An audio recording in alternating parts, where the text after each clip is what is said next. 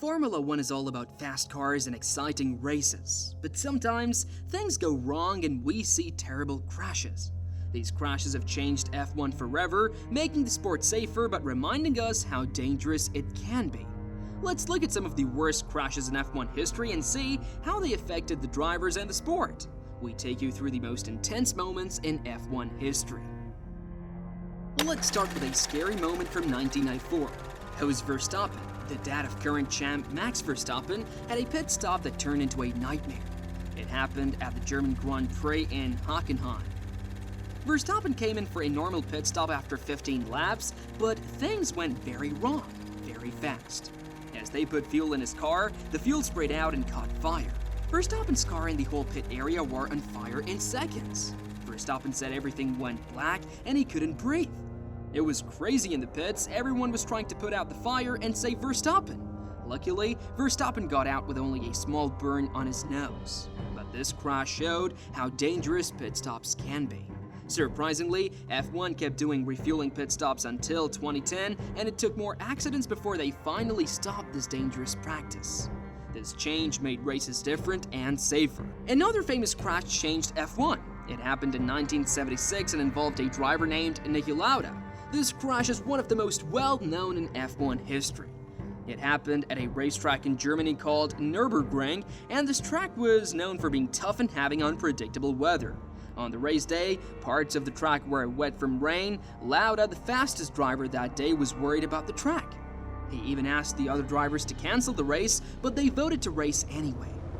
During the race, Lauda lost control of his car at a dangerous turn called Bergwerk. His car went off the track and hit a wall. The crash was so hard that it broke the fuel tank and Lauda's car burst into flames. Lauda was stuck in the burning car for almost a minute before other drivers could pull him out. Lauda was hurt very badly. He had severe burns on his head and face, and the smoke damaged his lungs. At the hospital, doctors thought he would die, but Lauda was tough. He not only lived but came back to racing just 42 days later. He was still bandaged and in pain, but he raced anyway. Lauda's crash and comeback became legendary. It showed how dangerous F1 could be and how brave and determined the drivers were. After this crash, F1 made cars and tracks safer from fire, and it also made people discuss whether F1 was too dangerous and how to make it safer without losing the excitement. While Verstappen's fire was scary, it wasn't as bad as what happened at the San Marino Grand Prix in 1994. This race weekend in Imola, Italy was among the worst in F1 history. It changed how F1 thinks about safety forever. The trouble started on Saturday during qualifying. Roland Ratzenberger, a new driver who had only been in 3 F1 races, crashed his car. He hit a concrete wall at 195 miles an hour. It was so bad that Ratzenberger died from his injuries.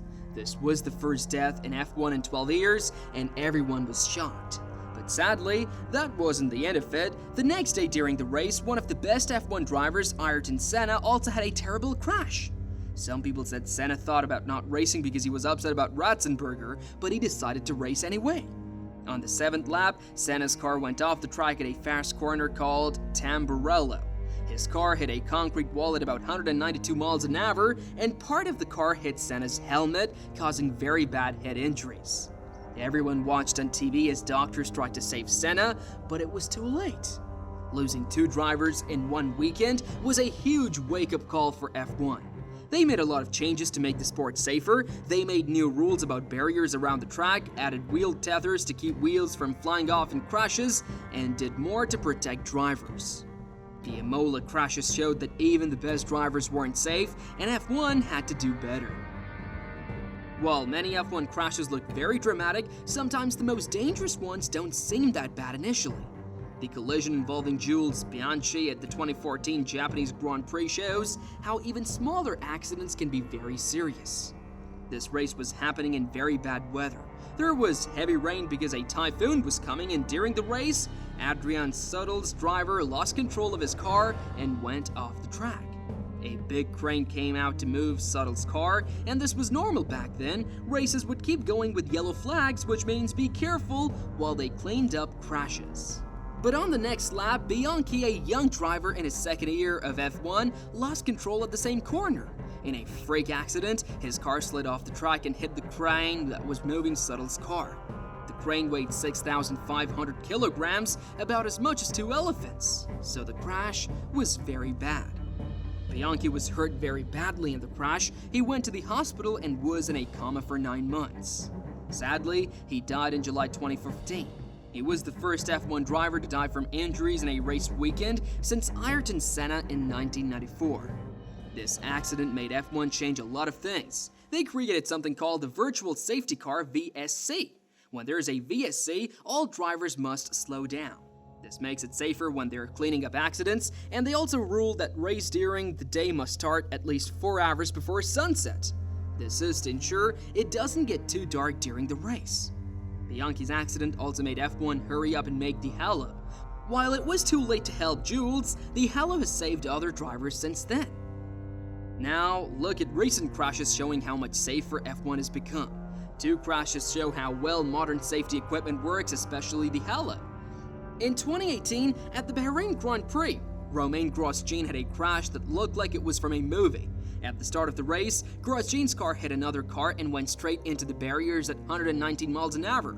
The crash was so hard that it split his car in half and caused a huge fire. Grosjean's car was stuck under the metal barrier on fire. For 27 long seconds, he was trapped in the flames. But amazingly, he managed to get out of the car and climbed through the fire. Later, Grosjean said the halo, which is a metal ring above the driver's head, saved his life.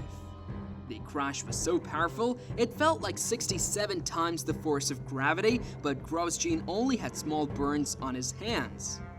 A few years later, in 2022, another big crash at the British Grand Prix showed how good the halo is.